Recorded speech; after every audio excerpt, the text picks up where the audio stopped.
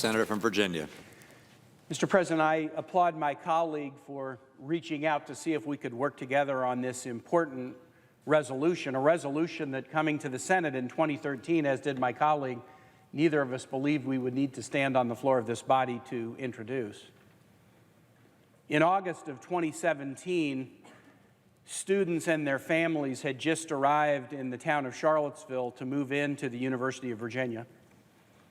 A close friend of mine, Rabbi Jake Rubin, is the Hillel rabbi at the University of Virginia. And the students and their families, many were coming to Charlottesville over Virginia for the first time, excited to begin their college career, gathered with other Hillel students and families on campus on a Friday, together with members of the Charlottesville Jewish community, to fellowship and worship. Soon they heard chants outside of the place where they were worshiping, and they saw individuals dressed in a sort of a uniform of khaki pants and white shirts, carrying torches and marching. They were marching at something that was a two-day rally billed as a Unite the Right rally. But it was the words that were coming out of the marchers' mouths that terrified these worshipers and students, because what they were chanting were slogans from Nazi youth rallies from the 1930s. Jews will not replace us. Blood and soil. Other horrible and chilling statements that terrified these young people and the adults who were with them. In the next day, this rally/riot continued. White supremacists, white nationalists, neo-Nazis, neo-Confederates. An individual in a vehicle ran his car into a crowd, injuring many and killing Heather Heyer, a paralegal from the Charlottesville area. Two state troopers, both of whom I knew because they were part of the governor's security detail during my tenure as governor and also the tenure of then-Governor McAuliffe, who were patrolling to try to provide order in a difficult situation, and their helicopter went down and both of them were killed trying to protect public safety. We didn't think that would happen in Virginia. We didn't think that would happen in the hometown of an archetypal American political leader who believed that the First Amendment's guarantee of freedom of religion was one of the most important things about our country, that you can worship as you like or not and not be preferred or punished for the choice that you make. And yet it did happen, Virginia. It did happen in our country. This day was a day that extended a long history, as my colleague mentioned, of anti-Semitism in the country. Lynchings, the Leo Frank lynching in Atlanta, Georgia in the early 1900s.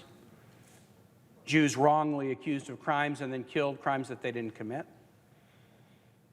American boycotts of Jewish businesses in Michigan in the 1930s, restrictive covenants that prohibited Jews from moving into certain neighborhoods, restrictions on access to country clubs, educational institutions, bars that made it difficult to become members of certain professions.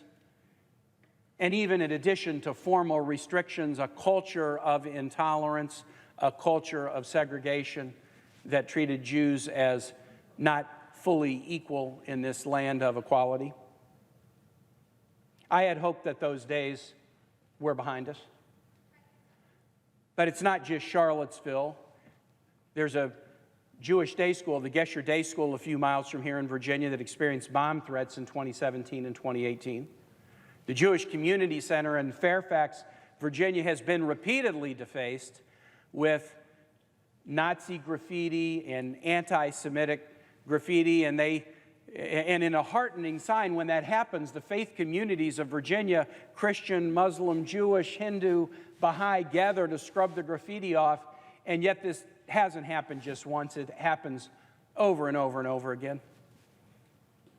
The shootings at the synagogue in Pittsburgh in California, the assassination of Jewish senior citizens at a senior center in Overland Park, Kansas, near where my parents live, The uptick in reported hate crimes against Jews, as my colleague mentioned, the biggest source of victims of hate crimes directed against any religion in this country are directed against Jewish Americans. And so we stand at a time where, regardless of where it comes from, regardless of who perpetrates it, we have to acknowledge that it's real, that it's dangerous, that it's growing, and those of us in leadership positions have to be able to stand against it as firmly as we can. And so I applaud my colleague for reaching out to see if we could work on this together. This is a topic that could be used for partisanship, that one side could point at things that folks on the other side said that they didn't like, and Senator Cruz and I talked about that, but what we realized is this is just too important an issue to get it bogged down in partisan politics, that the clear and present danger felt by members of the Jewish community and the escalating rhetoric against Jews in many parts of the country and around the world is something that would call for a bipartisan response, a clear condemnation, and also a Senate commitment that as a Senate we will do all that we can to combat anti-Semitism so that we can be true to the equality principle that's our nation's North Star, so that we can be true to the freedom of religious worship that is enshrined in the First Amendment, and it's in the First Amendment for a very important reason. And so I applaud my colleague, and I hope it is the pleasure of this body to accept the motion that he will soon make, that by unanimous consent we pass this strong statement of where the Senate is on this most important topic. And with that, Mr. President, I would yield the floor back to my colleague from Texas.